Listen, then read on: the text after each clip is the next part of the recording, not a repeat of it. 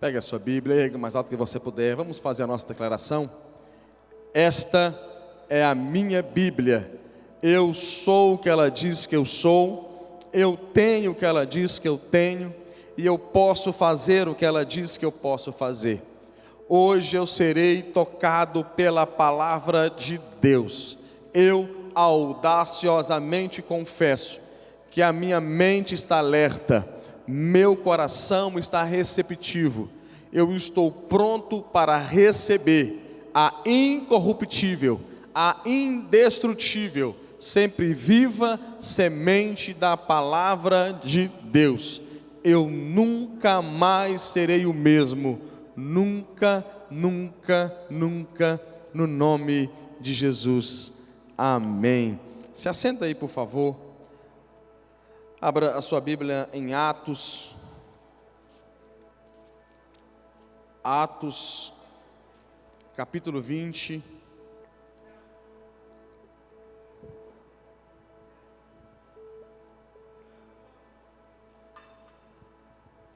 Atos 20, verso 24.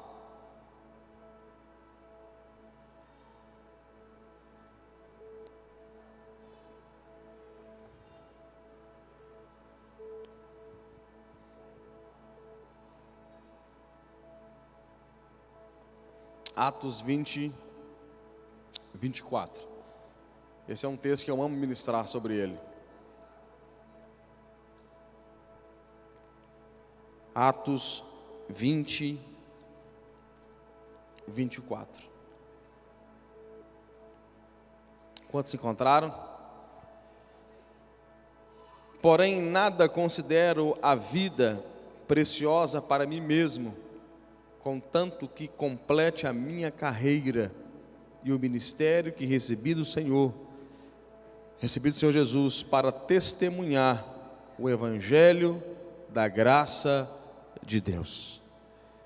Porém, em nada considero a vida preciosa para mim mesmo, contanto que complete a minha carreira e o ministério que recebi do Senhor Jesus, para testemunhar o Evangelho da graça de Deus. Pai, fale conosco, Senhor. Ó Deus, usa o pregador, Pai, não como que ele não fale como escribas e fariseus, mas como quem tem autoridade. Que essa não seja uma palavra persuasiva de sabedoria humana, mas em demonstração de espírito e poder. Ó Pai, que haja espírito de sabedoria e de revelação no pleno conhecimento do Senhor. Em nome de Jesus, Pai, fale conosco, que o Teu Espírito ministre em nós. Ó Pai, que haja consolação, edificação e comunhão do Teu Espírito, Senhor, exortação do Teu Espírito, Senhor. Nos convença do pecado, da justiça e do juízo, Pai. Em nome de Jesus. Amém. Irmãos, quando nós pensamos na nossa vida cristã, nossa vida em Cristo, a nossa nova vida, no culto de batismo, domingo à noite passado, nós ministramos sobre a nova vida em Cristo, o nascer de novo. E o nascer de novo, irmãos, envolve uma coisa, uma mensagem do Evangelho, que é: nós não temos mais uma vida. O cristão, ele não tem mais a vida dele. Nós vamos ver aqui, e eu vou te mostrar alguns textos na Bíblia, nós não governamos mais a nossa vida. Nós governamos a nossa vida, mas a partir de Cristo, a partir de Deus, a partir de Jesus. Por que nós carregamos uma Bíblia e a lemos todos os dias, e a buscamos todos os dias, e queremos aprender dela todos os dias? Porque embora nós tomemos as decisões, elas precisam ser pautadas mediante aquilo que Deus já pré-determinou para nós, mediante a palavra dEle. Esse dia eu estava me perguntando o grande segredo dos apóstolos, o grande segredo dos discípulos, por que eles foram quem foram, por que conquistaram o que conquistaram. E um dos segredos desses homens era porque eles não consideravam a própria vida tão preciosa para si. Nós costumamos dizer que o Evangelho é de morto para morto. Alguém que estava morto para Deus recebe a vida de Deus, então ela morre para ela mesma. Alguém que estava morto, uma morte espiritual, e a morte espiritual é o afastamento do homem com Deus. Efésios 2:1 fala da morte espiritual, do afastamento. Alguém que está morto em pecado, então essa pessoa converte, ela experimenta agora uma outra morte, que é a morte em relação ao mundo, em relação aos seus desejos, em relação à sua própria vida. Então Paulo está dizendo aqui para nós: não tenho a vida por preciosa para mim mesmo.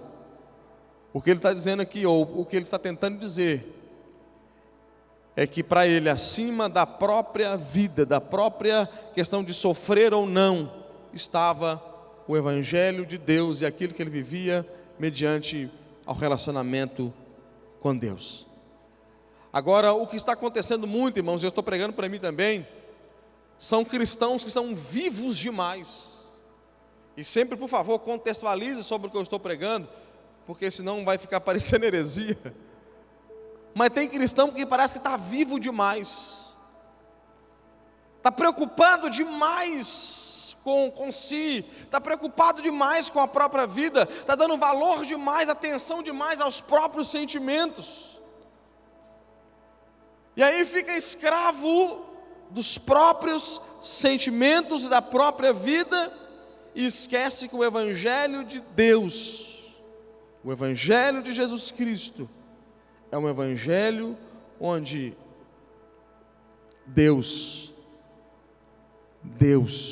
e tudo que nós somos, tudo que nós fazemos, tudo que nós vamos ser, está inserido em um contexto de Deus. Quanto custa o Evangelho, irmãos? Quanto custa ser um cristão? Quanto custa? Qual é o valor? Qual é o valor de ser um cristão? Qual é o valor? Mateus responde isso. Olha aqui Mateus capítulo 13. Mateus 13, 44.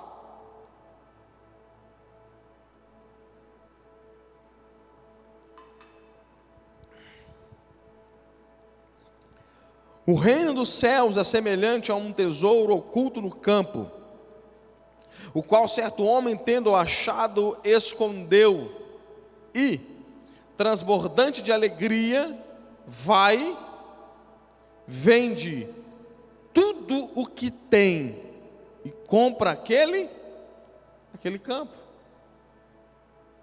45. O reino dos céus é também semelhante a um que negocia e procura boas pérolas, e tendo achado uma pérola de grande valor, vende tudo o que possui. Qual é o valor do campo? Qual é o valor da pérola? O valor do campo e o valor da pérola é tudo que aquele homem possui. Para comprar aquele campo, e ele só está comprando o campo porque ele achou ali, ele escondeu. É semelhante a um homem que achou um tesouro. Ele achou um tesouro no campo, ele quer aquele tesouro, então ele precisa comprar o campo. Mas a única forma dele comprar o campo é vendendo tudo que ele tem, e então ele compra o campo. O valor do campo é tudo que ele tem. Qual é o valor da pérola? Tudo que ele tem. O reino de Deus vai custar tudo para nós. O Evangelho de Jesus Cristo custa tudo para nós, porque custa toda a nossa vida, e ela é integral, corpo, alma e espírito, elas pertencem a Deus. Essa é a grande mensagem que o Evangelho prega. O Evangelho é de graça, vir para Cristo é de graça, servir Jesus custa tudo. Eu não vim de aqui também dizer que por causa disso tenhamos que sofrer o tempo todo. Eu não creio nisso, mas eu creio em fases. Mas essa é uma outra mensagem. Mas eu creio que quando nós entendemos de quem é a nossa vida, o nosso cristianismo ele é transformado. Quando nós entendemos e paramos para meditar que nós não pertencemos mais a nós mesmos, o nosso evangelho ele é transformado, a nossa forma de servir a Deus é mudada. Olha Paulo falando aqui aos Gálatas, capítulo 2, verso 19, parte final do verso e verso 20.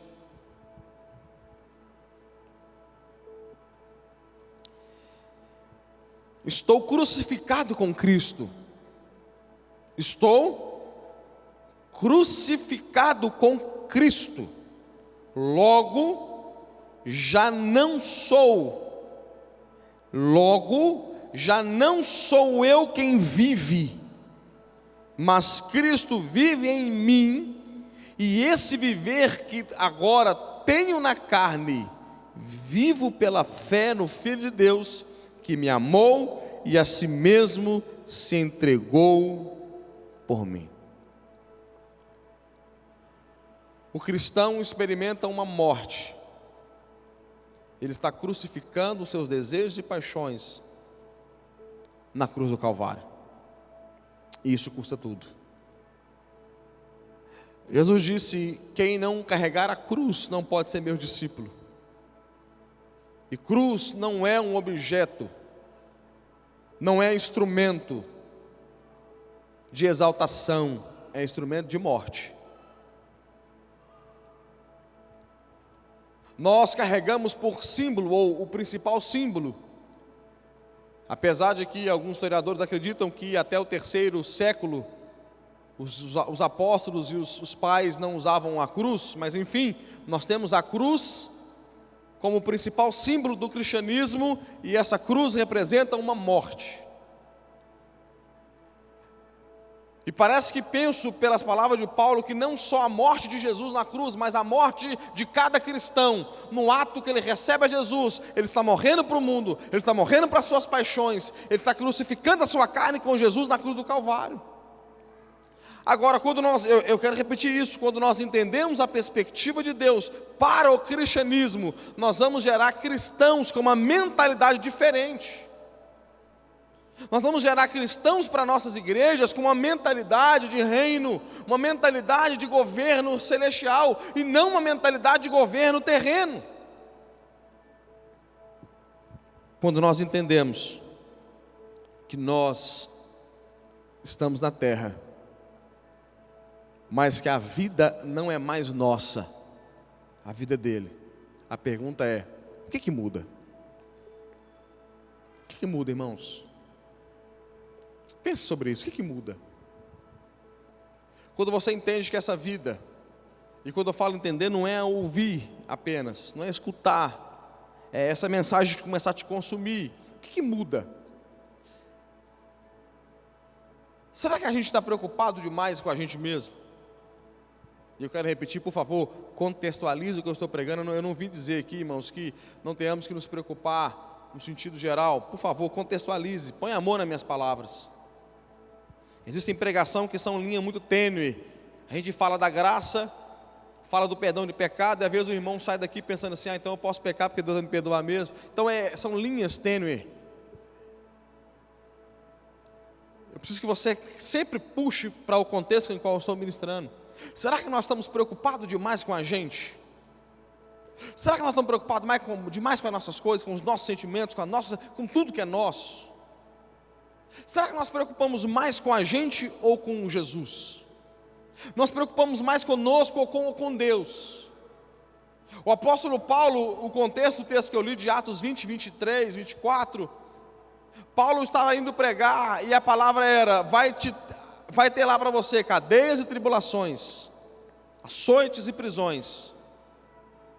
Em vez do Paulo se amedrontar, a palavra de Deus para ele, a resposta dele para Deus foi: eu não tenho a minha vida por preciosa, eu sei que eu vou passar por tudo isso, mas eu estou pronto para enfrentar, porque eu não estou preocupado comigo, eu estou preocupado com Ele.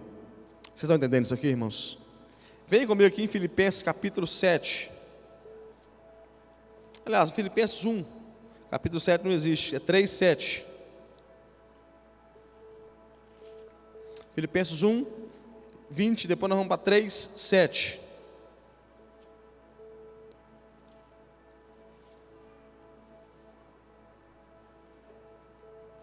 Filipenses 1, versículo de número 21. Pega um 20 mesmo, 20.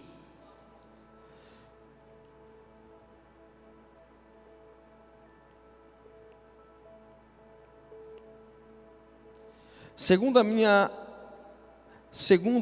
ardente expectativa e esperança de que em nada serei envergonhado, antes com toda a ousadia, como sempre também agora, será Cristo engrandecido no meu corpo, quer pela vida, quer pela morte.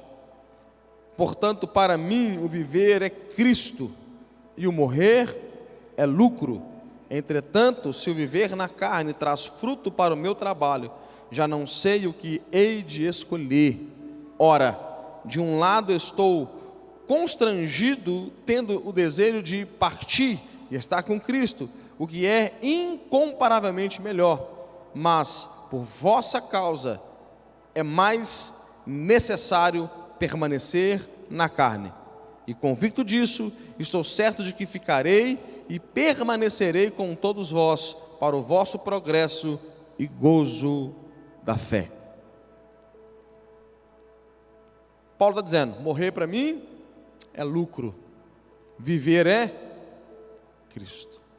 Quando Paulo fala que viver é Cristo, morrer é lucro, nós acreditamos muito que nesse tempo Paulo já tinha ido ao terceiro céu. Muitos estudiosos acreditam que quando Paulo está dizendo isso aqui aos filipenses, Paulo já tinha passado pela experiência de ir ao terceiro céu. Paulo já tinha tido a experiência de ver coisas inefáveis que não dava nem para comunicar ao homem. Então, quando ele percebe a vida dele, dizendo assim, eu preferiria ir para o céu, ou ir para Deus, e estar com Jesus, que é melhor. Mas de repente ele dá uma pausa e fala assim, mas eu vou ficar. Ficar para quê? Ficar para cumprir o ministério. Ficar para abençoar outras pessoas, ficar para levar outras pessoas para o lugar que eu tanto quero ir, porque o nosso serviço de Deus, ou serviço para Deus, está intimamente ligado a como nós olhamos para a nossa vida. O servir a Deus, na obra de Deus, está intimamente ligado de como nós olhamos para nós mesmos. Porque, irmãos, o que determina o tamanho da nossa autoridade profética é exatamente a nossa renúncia. A autoridade está intimamente linkada à renúncia. Grandes renúncias requerem grandes autoridades. E pessoas que só trabalham para si têm dificuldade de renúncia. E o Evangelho é uma renúncia. Pessoas que são conquistadoras de almas são pessoas que vivem uma vida constantemente renunciando a algo em favor do reino. Mas qual é o problema? Que nossa cultura, eu estou falando um pouco sobre cultura. Qual que é o grande problema? Nós estamos em uma cultura que nós vemos esses últimos anos no Brasil, uma cultura neopentecostal, que ela fala o tempo todo, você é mais do que vencedor, você é bom, você é isso, é só você é capaz, você pode. Aí vem a cultura do coach, que é, tire a força dentro de você é bom, você é capaz, você consegue, e só isso. E nós esquecemos que às vezes o Evangelho vai andar na contramão de toda essa linguagem, para que a gente de fato conquiste algo para Deus. Terça-feira eu falei um pouquinho sobre o muçulmano. Por que será que a Europa está sendo conquistada pelos muçulmanos, pelo Islã? Porque esse povo é um povo de renúncia. Renúncia, olha a cultura. Cultura de filhos, por exemplo. A gente fala com um casal precioso gigante assim, vai ter mais filho? Fala assim, pastor, misericórdia, filho gasta demais. E são pessoas, escute, não estou pregando contra planejamento familiar, por favor. Estou pregando contra isso. Estou falando de cultura. A pastor gasta demais, mas são e pessoas que conseguem dar uma educação exemplar. O muçulmano, ele vai fazer 8, 10, 15, 20 filhos, enxergando nesses filhos missionários enviados para esses países para uma causa, na hora de colocar a mão no bolso para contribuir, eles vão fazer. É um dos povos que mais investe em missões na causa deles. Na hora, por exemplo, de morrer pela causa, eles estão prontos para morrer pela causa. Então, quando você pega um muçulmano, por exemplo, um muçulmano que vai explodir uma bomba, um avião, acreditando que está fazendo para lá, quando ele é convencido que ele pode fazer algo que vai, na ideia dele, transcender a própria vida, então ele vai lá e faz. E quem faz isso, não está considerando a vida por preciosa. Entende que a causa do Deus que serve é maior do que ele. A causa do Deus que serve é maior do que ele. Agora, quando nós falamos de cristianismo, a essência do cristianismo foram de homens que enfrentaram Roma, Nero e o sistema romano, o Império Romano, e eles morreram por isso, deram a vida por isso. Homens que não consideraram a vida por preciosa. Agora a minha pergunta, eu estou pregando para mim, é: o que nós estamos dispostos a abrir mão? Será que na nossa cultura, isso inconsciente, talvez num lugar escondido em nós, um lugar que a gente não quer revelar isso para nós mesmos ou para Deus, a gente sempre quer tirar vantagem, quer ter sempre privilégio, a gente sempre quer lucrar? Será que essa mensagem está de alguma forma escondida em nós, e a gente carrega essas coisas para a igreja, carrega essas coisas para servir a Deus? Eu não vim dizer do masoquismo, bate em mim que eu quero sofrer, não vim dizer isso. Mas será que a gente é capaz de por Jesus sofrer? Será que a gente é capaz de por Jesus, para levar outras pessoas para esse céu que a gente tanto fala? Será que a gente é disposto a pagar o preço? Será que nós estamos dispostos a pagar o preço? Irmão, se nós entendemos isso, nós vamos virar a cidade de promissão de cabeça para cima. Se nós entendemos isso. A causa de Deus é maior do que a nossa. Se o Evangelho fosse só o céu, esse só é estranho, né? Mas se fosse só o céu, Deus poderia ter te levado no momento em que você recebeu Jesus como seu Salvador. A pergunta é: por que você ainda respira? Por que você ainda respira? É para não morrer, pastor. Por que você ainda não morreu? Ah, pastor, porque Deus me deu um tanto de livramentos.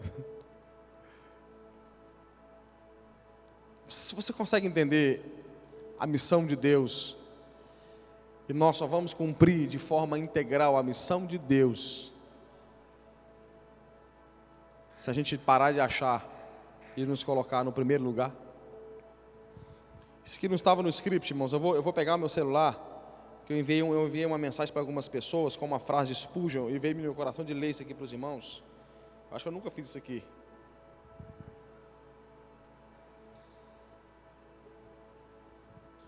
Eu estava lendo um livro e veio essa frase, eu mandei para algumas pessoas, uma frase, alguns discípulos, eu mandei, olha só, o Spurgeon dizendo: o ministério é uma atividade que desgasta o cérebro, força o coração e drena a vida de um homem, se ele o realizar como deve.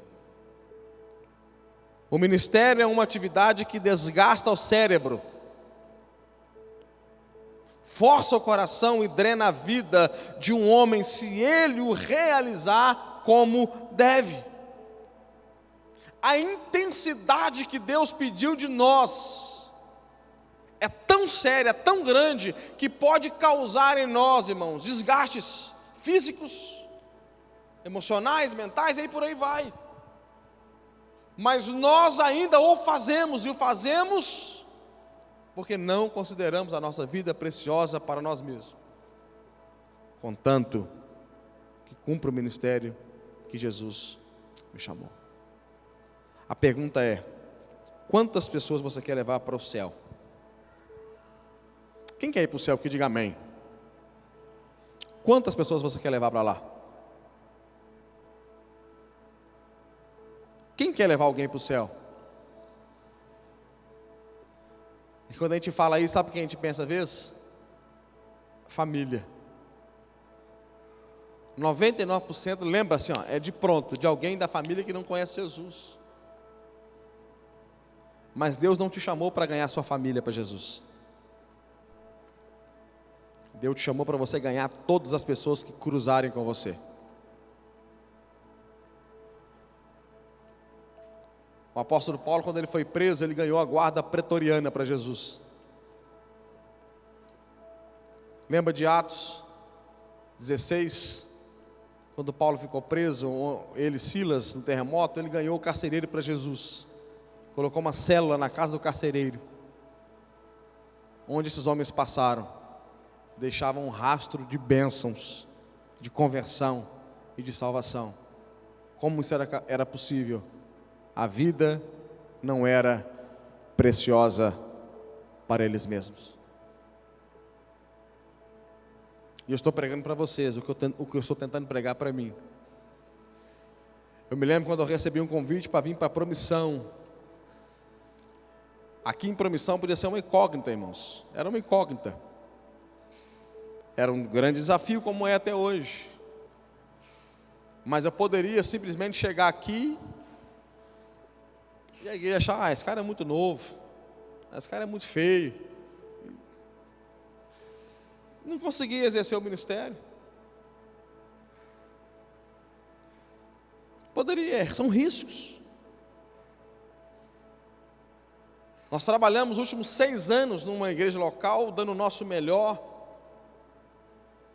pondo dinheiro, pondo vida, pondo suor, pondo oração, pondo jejum, e de repente você fala assim, eu vou abrir mão de tudo isso, vou mandar um outro pastor para lá, eu vou para a Promissão, dentro de umas características que são desafiadoras.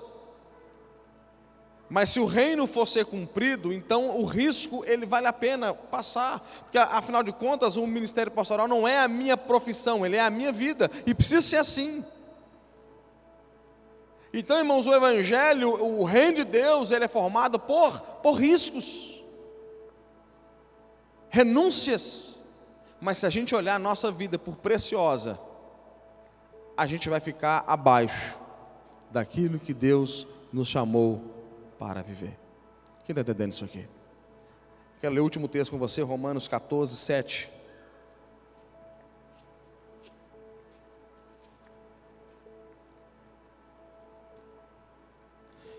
Eu não estou dizendo que Jesus não recompensa. A Bíblia fala sobre isso. Ele recompensa nessa vida e na próxima. Mas o Evangelho é formado, ele é feito de pessoas prontas para renunciar. Porque nenhum de nós vive para si mesmo, nem morre para si.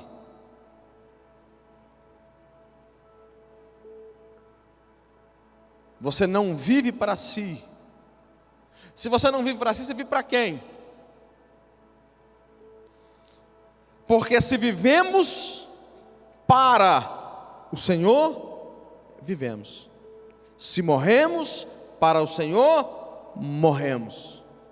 Quer pois vivamos ou morramos, somos do Senhor. Se vivemos para o Senhor, vivemos. Se morremos para o Senhor, morremos. Quer pois vivamos ou morramos, somos do Senhor. Eu falei que era o último, mas abra mais um. Eu sei que vocês amam a Bíblia. 1 Coríntios 6, 18. A santificação. Eu falei do serviço. O serviço a Deus está intimamente ligado com como você enxerga a sua vida sendo pertencente a Deus ou não. E eu queria terminar com um texto que vai mostrar para nós que a santidade, a santificação, está intimamente ligado a também não ter a vida considerada sendo nossa, mas dele. Olha só, fuja da impureza. Fugir da impureza ou da imoralidade sexual. Qualquer outro pecado que uma pessoa comete é fora do corpo, mas aquele que pratica a imoralidade peca contra o corpo. 19. Acaso não sabeis que o vosso corpo é santuário do Espírito Santo que está em vós, o qual tendes da parte de Deus, e que não sois vós, olha só, e que não sois de vós mesmos? Que estranho isso. Paulo está dizendo assim: fuja do pecado sexual ou do pecado da imoralidade, fuja disso. Por quê? Porque vocês não são de vós mesmos, ou seja, você não pertence mais a você, se você for um crente. Se você for um crente, você não é dono da sua vida. Se você for cristão, você não manda em você. Se você for cristão, você não manda, como diz no interior, você não manda no seu próprio nariz. A sua vida simplesmente não é sua. Pastor, por que eu preciso trabalhar para Deus? Porque você é dele. Pastor, por que eu preciso se santificar? Porque a sua vida é dele. Você não é dono de você. Eu me lembro do pastor Ricardo Robortella, na conferência do Clamor pelas Nações, ele falou algo que eu nunca mais esqueci. Ele falou assim: quando você entende que a sua vida não é sua, você para de se ofender por qualquer coisa. Morto não se ofende. Nós não temos o direito de ficar magoados se nós entendemos que a vida não é nossa. Nós não temos o direito de ficar entristecidos, de ficar abalados por qualquer coisinha da igreja, porque a vida não é nossa, não é o nosso ego, não é o nosso orgulho, não é nossas coisas, é as coisas de Deus. Ah, pastor, falou mal de mim, eu estou fazendo um serviço para Deus. Ah, pastor, falaram que eu fiz uma coisa que eu não fiz, eu estou fazendo para Deus. Agora, quando é o contrário, irmãos, quando se a vida for sua, se a vida for minha, então nós vamos viver uma vida cristã dominada por nós mesmos. Uma vida cristã que Jesus vai sair do centro e o nosso ego vai entrar no centro. Vamos viver uma vida hedonista, vamos viver uma vida querendo ter prazer o tempo inteiro. E talvez esse seja o grande problema. Você não pertence mais a você. Você tem um dono. Se você tem um dono, você é um escravo dele. É um escravo da orelha furada. Está servindo por amor, mas você precisa obedecê-lo. Se você não obedece a Deus, para de chamá-lo de Senhor nas suas orações, porque Ele não é o seu Senhor.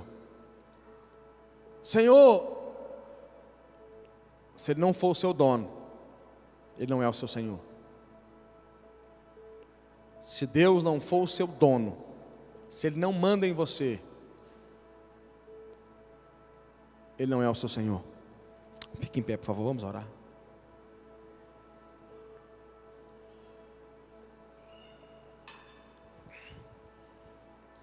Fui privilegiado, eu sou o único pregador, irmãos, que a esposa traz café enquanto ele está pregando. A mulher conhece o marido, ela falou assim: esse homem está muito lento hoje, ele está muito devagar. Vou trazer um café para ele hoje. Vamos orar, irmãos. Tem uma frase que fala que se a sua esposa chora quando você prega, Deus está te usando. Quem sabe quem eu sou é a tola.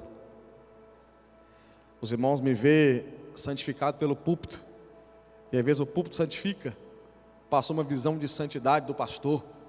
Se a gente tiver de terno aí, que o negócio fica melhor ainda. Mas quem sabe quem a gente é de verdade é a mulher que acorda e dorme todo dia com a gente. É a mulher que sabe quando a gente está nervoso, sabe quando a gente está triste, sabe quando a gente está de qualquer forma. Se a sua esposa chora quando você prega, Deus está te usando. Pai, em nome de Jesus, Senhor, eu tentei pregar essa palavra, mas eu só posso falar. Uma palavra como essa, só o Teu Espírito pode convencer. E o Senhor sabe que a minha oração nesses tempos tem sido essa: Senhor, me ajude a não valorizar a minha vida mais do que o devido. Não me ajude a fugir da linha do equilíbrio entre não cuidar e cuidar excessivamente. Pai, me ajude, nos ajude como igreja, Senhor, a não ter a vida preciosa para nós mesmos. Nos ajuda a entregar tudo, Senhor, entregar a nossa vida por libação.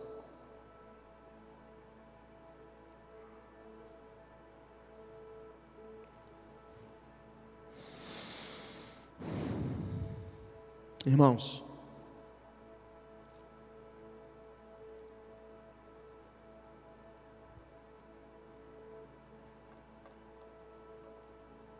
entenda isso.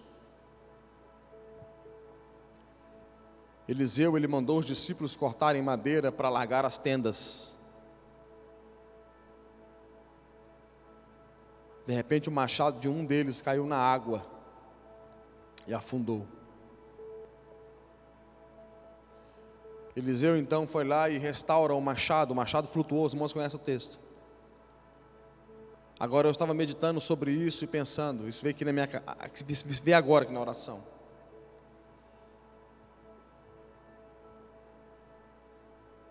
A madeira precisaria ser cortada com aquele homem com machado na mão ou não. A questão é, se tem um trabalhador a menos, os demais vão ter que cortar mais madeira, mais lenha.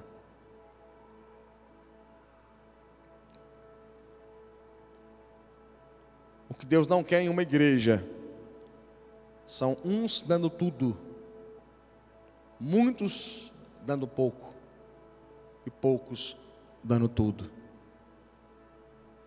O que Deus não quer em uma igreja são poucos dando tudo e muitos dando pouco. Deus quer o seu tudo. Deus quer a sua inteligência. Deus quer a sua criatividade. Deus quer o seu vigor físico. Deus quer a sua juventude. Deus quer o seu casamento. Deus quer a sua família. Deus quer o seu carro. Deus quer a sua casa. Deus quer tudo. Você não é dizimista. Você é tudimista ou tudista. Tudo é dele. E quando você chegar lá, você vai carregar e vai falar: Senhor, está aqui. O Senhor me deu 60 anos, 30 anos, 100 anos de vida. Aqui estão as minhas obras. E Ele vai falar para você assim: servo bom e fiel, foste fiel no pouco, sobre o muito te coloco. Entra no gozo do seu Senhor. Deus te abençoe. Levante a sua mão. Que a graça do Senhor Deus o Pai, a comunhão do Filho e a consolação do Espírito esteja na sua vida, não só hoje, mas para todo sempre. Vá em paz. Deus te abençoe. Não se esqueça de comprar ali atrás o carnê para o Haiti, apenas R$20. E se você vai participar do jantar, já deixa ali o seu nome para você não correr risco de perder. Em nome de Jesus.